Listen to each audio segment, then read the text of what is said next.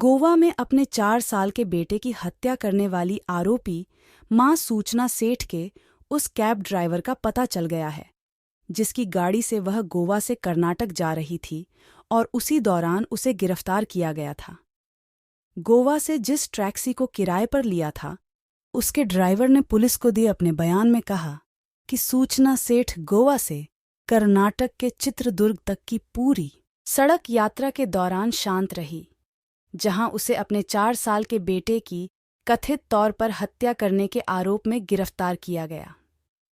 जिस गाड़ी से सूचना सेठ ट्रैवल कर रही थी उसी में बैग में बच्चे का शव था और ड्राइवर के साथ उसका दोस्त भी था। अपने बयान में ड्राइवर रेजोन डिसूजा ने कहा कि जब बेंगलुरु जाते समय पुलिस स्टेशन में उनकी गाड़ी रुकी थी या फिर जब पुलिस को सूचना सेठ के बेटे का शव मिला था तब भी सूचना सेठ ने कोई रिएक्ट नहीं किया था। बता दें कि बेंगलुरु में आर्टिफिशियल इंटेलिजेंस स्टार्टअप की सीईओ सूचना सेठ ने 6 जनवरी को गोवा के कैंडोलिम में एक होटल में चेक इन किया था और 8 जनवरी तक वहां रुकी थी। उसने कथित तौर पर अपार्टमेंट में अपने बेटे की हत्या कर दी और शव को एक बैग में भर दिया और सड़क मार्ग से बेंगलुरु ले जाने की योजना बना रही थी। तभी उसे गिरफ्तार कर लिया गया। आरोपी सूचना सेठ ने 8 जनवरी की रात को होटल से एक टैक्सी किराए पर ली, जबकि होटल के कर्मचारियों ने उसे समझाया था कि रोड की बजाय उसे फ्लाइट का विकल्प सस्ता पड़ेगा। पुलिस को दिए अपने बयान में ड्राइवर डिसूजा ने कहा कि उन्हें आधी रात के आसपास सूचना सेठ की बुकिंग मिली। रात होने की वजह से डिसूजा ने कहा कि उन्होंने अधिक किराया बताया और सूचना सेठ 10 मिनट के भीतर ही इसके लिए तैयार हो गई। डिसूजा ने कहा कि वह यात्रा के लिए एक और ड्राइवर को साथ ले गए क्योंकि यह लंबी यात्रा थी। वह ड्राइवर उनका दोस्त ही था। 1 घंटे के अंदर डिसूजा सूचना सेठ को लेने होटल सोल बनियान गार्डन पहुंच गए। उन्होंने बयान में कहा कि इस दौरान आरोपी मां का आचरण शांत और संयमित था। डिसूजा ने कहा कि सूचना सेठ का सामान कार में लोड करते समय उन्होंने पाया कि लाल बैग अपेक्षाकृत भारी था और उन्होंने उससे इसका जिक्र किया। इस पर सूचना सेठ ने जवाब दिया कि लाल बैग में कुछ प्राचीन वस्तुएं और कांच हैं, इसलिए यह भारी है। जब जाम में फंस गई थी कार, डिसूजा ने कहा कि वे कुछ घंटों बाद चोरला घाट पहुंचे और पास में एक सड़क हादसे की वजह से भारी ट्रैफिक जाम में फंस गए।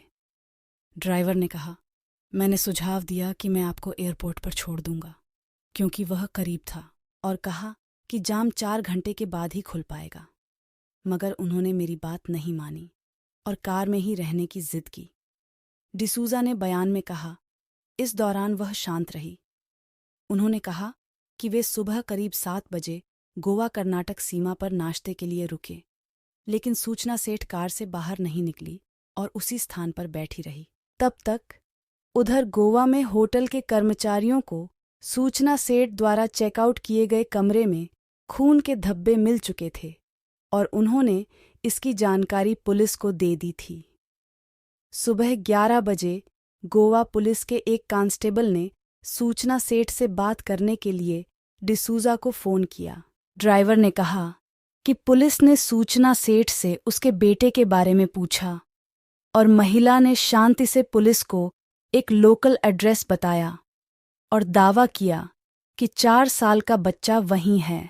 जब पता फर्जी निकला तो एक पुलिस इंस्पेक्टर ने डिसूजा को फ़ोन किया और उससे कोंकणी में बात की ताकि सूचना सेठ को भनक न लगे कि क्या बात हो रही है। डिसूजा को तुरंत अगले पुलिस स्टेशन जाने के लिए कहा गया। पुलिस से बातचीत के बाद नज़दीकी पुलिस स्टेशन के बारे में जानने के लिए समय निकालने के लिए डिसूजा रास्ते में एक रेस्तरां में रुके और अपने दोस्त ड्राइवर से, जिसे वह अपने साथ लाए थे, सूचना सेठ पर नज़र रखने के लिए कहा। डिसूजा ने नज़दीकी पुलिस स्टेशन की जानकारी के लिए गूगल सर्च किया और रेस्तरां के गार्ड से नज़दीकी पुलिस स्टेशन का रास्ता भी पूछा। बयान में कहा गया है कि उन्होंने गार्ड से हिंदी में बात की। इसके बाद गार्ड ने डिसूजा को पता बताया और पुलिस स्टेशन के लिए 500 मीटर और गाड़ी चलाने को कहा। तभी सूचना सेठ ने ड्राइवर के दोस्त से पूछा कि वह कहाँ है। इसके बाद डिसूजा के दोस्त ने बताया गया कि वह अभी बाथरूम गया है। इसके बाद डिसूजा वापस लौटे और फ़ोन पर पुलिस इंस्पेक्टर से बातचीत के दौरान वह पुलिस स्टेशन में दाखिल हो गए। कार की एंट्री होते ही सूचना सेठ ने डिसूजा से पूछा कि वह पुलिस स्टेशन में क्यों रुका, और डिसूजा ने जवाब दिया कि एक मसला हो गया है। यह जवाब सुनकर भी सूचना सेठ ने कोई रिएक्शन नहीं दिया। पुलिस स्टेशन के भीतर जब महिला पुलिसकर्मियों ने सूचना सेठ का लाल बैग खोला, 304 कपड़ों के ढेर के नीचे मृत बच्चे का हाथ देखा। इसके बाद भी सूचना सेठ ने कथित तौर पर कोई प्रतिक्रिया नहीं दी जब उनके बेटे का शव उनके लाल बैग में पाया गया। इसी के बाद सूचना सेठ को चित्रदुर्ग में गिरफ्तार किया गया और मंगलवार को गोवा लाया गया। सूचना सेठ फिलहाल 6 दिनों के लिए पुलिस हिरासत में है। पोस्टमार्टम रिपोर्ट से पता चला है कि 4 साल के बच्चे की कपड़े के टुकड़े या तकिए से दबाकर हत्या की गई थी। बच्चे के शव का उसके पिता वेंकट रमन ने बुधवार को बेंगलुरु में अंतिम संस्कार किया। इसने अपने पुत्र को क्यों मारा, ये अगले भाग में बताएंगे। थैंक्स।